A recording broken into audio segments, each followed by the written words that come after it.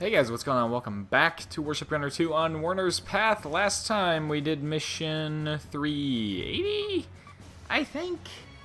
I don't remember actually, but we did a mission. I know we did a mission, and between last episode and this episode, I have done a bit of farming. So, what did I farm? Well, I farmed a few Enigmatech Cetas, and I farmed like 4 or 5 Enigmatech Kappas. So we should be good to go on those guys, at least for a while. Most of our ships will be set.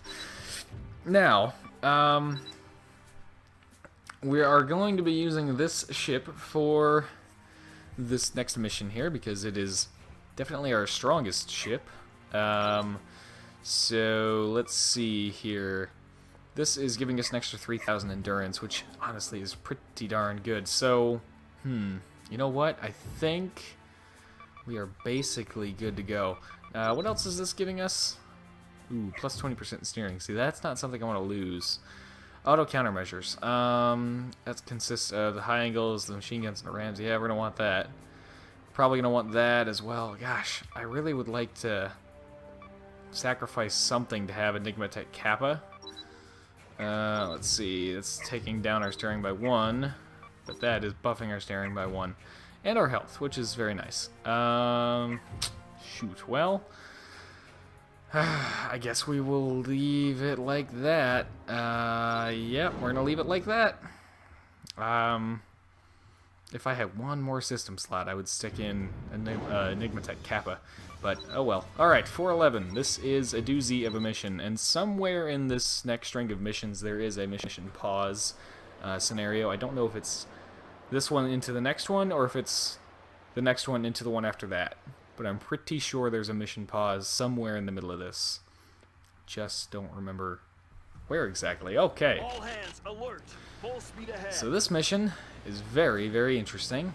It's unlike any other mission in the game, because as you can see already, there are blimps going up into the air, and they guide gigantic effing artillery shells at you, and I mean huge. So, they are actually, well, they're observation blimps for all intents and purposes, but the game calls them measurement radars. We've destroyed one of the blimps. Let's see, strike confirmation. Yes, they are. Better destroy as many as they can. Yep, and they're coming from this fortress right here in front of us. Radar launcher. So we need to destroy that. There we go. And here we go. Super weapon noise directly ahead from the cliffs. Cruising towards us above the cliffs. Could it be another aircraft? No! It's a gigantic freaking cannon on a rail car. So remember I talked a little bit about this boss earlier? Well, I think it was during the Brown live stream. This thing pretty much fires meteors, and it directs them towards you via these measurement radars. So, we need to not only take out the radar launchers, but also the radars themselves. And I need to deal with these ships because they're annoying. Now, here's the problem with that. Oh gosh, turn. Thank you. Nope, I don't want to pull out. Alright, get out of here. Get moving. And this is another reason it would be a really good idea to have some kind of like Enigmatech Kappa or anything that buffs your movement significantly. Because this is the really hard boss I was talking about that is super duper unique. Him and the mission. All very unique. So, yeah, there is no other mission like this in the game. There's not even another mission that takes place on this map. So, did we get that radar launcher? I think we did. Okay, let's try to quickly nail as many of these measurement radars as we can here. I wonder if the high angles, they will not. Okay, well, that's annoying. So I'm just going to try and take out some of these guys. Oh, he's coming back. I can see him on the mini-map. Take out as many of these things as humanly possible. Ah, come on. Chaff. So those things are quite literally like meteors coming down. And they really hurt a lot if they hit, which is why you need to make sure they don't hit. This is one lone cruiser. How did I get every ship in its group except for the leader? How did that happen? Alright, so the measurement radars you've probably noticed by now show up as aircraft on the radar here. And he can fire without these guys. This just is helping to reduce his accuracy. So you don't have to take these things out, and even when you do, he will still fire at you. But it does help. And of course, we will be going after him directly, shortly enough. And he shakes the entire freaking map when he fires, because he's awesome like that. This is absolutely the most unique super weapon in the game. And you can see none of those hit, even though I'm moving in more or less a straight line. So that's what we are talking about in terms of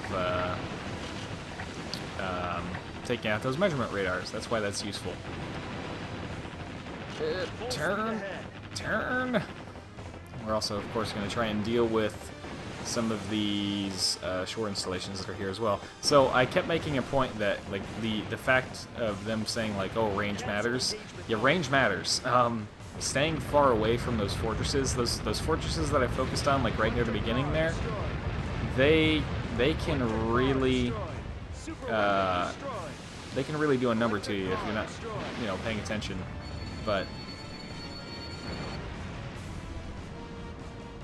which is why I like to have big old honkin' cannons for staying at range.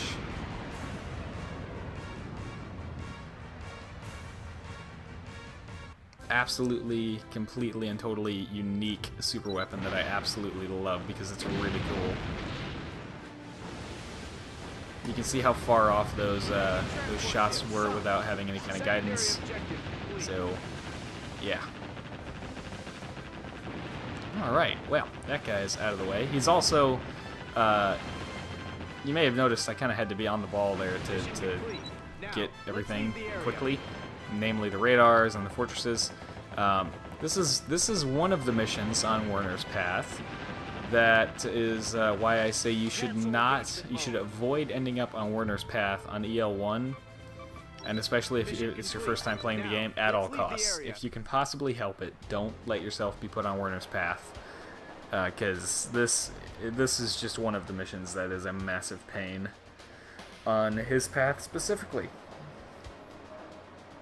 But a very, very cool super weapon in my opinion. Oh! Yes, when we get back to the dock, I need to look at some stuff. Ooh, 406mm Gatling cannon, that's pretty cool, but we have, got that before. Need to look at comments while I click through the story stuff here.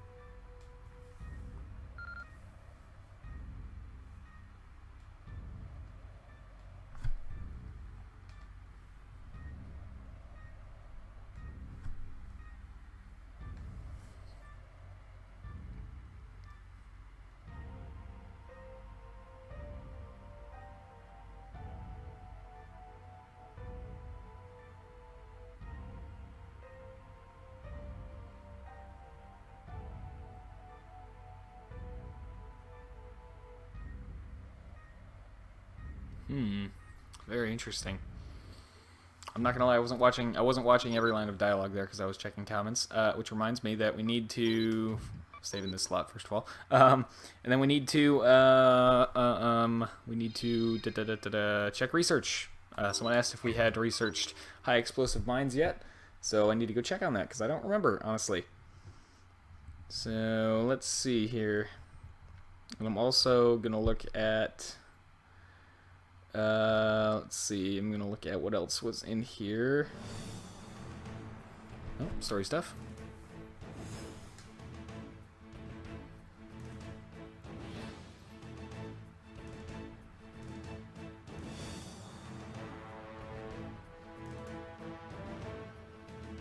Oh, don't do that.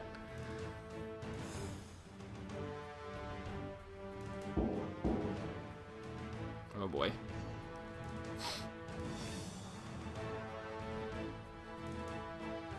Oh boy.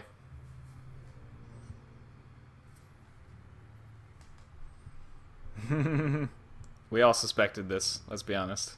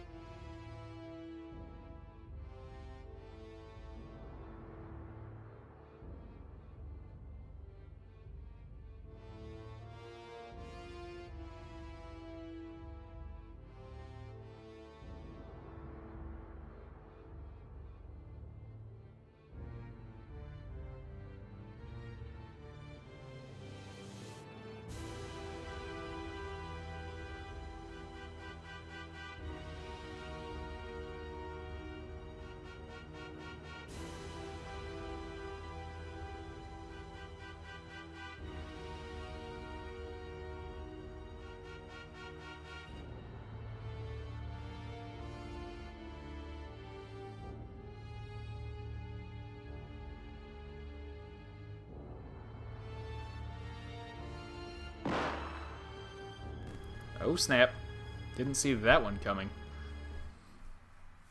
Well, that was, I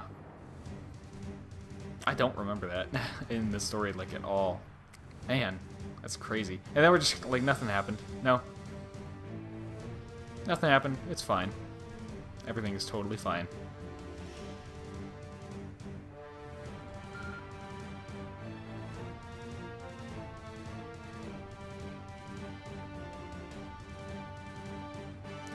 Oh, they don't know.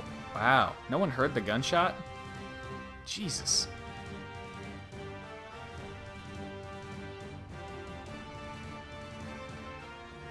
Wow. Ships tend to echo on the inside. So, okay, I think yes, this is where the mission pause is going to come up, which means we should probably hold off on starting the next mission. Because we're going to be stuck between the missions here. So let me just read stuff here. Let me read comments. Explosive mines, yep, we'll check on that. And let's see. Oh, yes, I got a tip from Dickie Rodriguez about how to basically use things that shouldn't be able to target aircraft to target aircraft. Namely, like ASROCs and EMP missiles and stuff. Which I kind of had known about a little bit. We do have high explosive mines. Look at that. Very nice. I kind of knew about it, but on accident. I didn't know that I knew about it, basically. And the idea is if you use something that can target aircraft, like, I don't know, a cannon, and then you switch to an ASROC or something, you can fire an ASROC that will actually lock onto and track the aircraft. But apparently with the ASROCs, what they'll do is they'll still just launch a parachute. They'll deploy a parachute, fall into the water, and then shoot back up out of the water like a missile and follow the aircraft around. So that's probably pretty entertaining. Gosh, this mission pause is putting us into a bit of a conundrum. So another thing is that, well, let's go look at the destroyer here. Since now I have some Enigma Tech Cetas and Kappas I can maybe throw on here. If we go to our systems, we have a bow jet thruster, which we will remove, of course, and stick on the Kappa. Aha. And then we have ECM Enigma Tech Y. Oh, this is giving us 500 endurance. Well, screw that. We don't need your freaking 500 endurance. Now, when we've got Enigma Tech Ceta for 3,000 endurance, and this actually buffs our command instead of taking away our command. It gives us twice as much speed, it increases our steering, and it gives us 6 times as much health. And it even weighs half as much, so all around awesomeness. Yeah. What else do we have on here? Gravity system beta, EM shield beta. We probably do need this since we can't have a lot of like actual armor on the ship. Aegis, auto countermeasures, auto reload, E-Tech prop 2. I mean, this all seems like good stuff to me. Yeah. This is going to be the most maneuverable little destroyer ever. And this is just a destroyer, mind you. So this could be amazing. Something else we can update is the cruiser. And again, I want to use a normal cruiser. I don't even want to use the special cruiser. I want to just see what we can do with a normal, standard cruiser hull. Granted, probably we'll use the best cruiser hull, but I still want to see what we can do with a normal cruiser hull. I've been very impressed by what we've been able to accomplish with the normal destroyer hull, especially given that it only goes up to tier 6.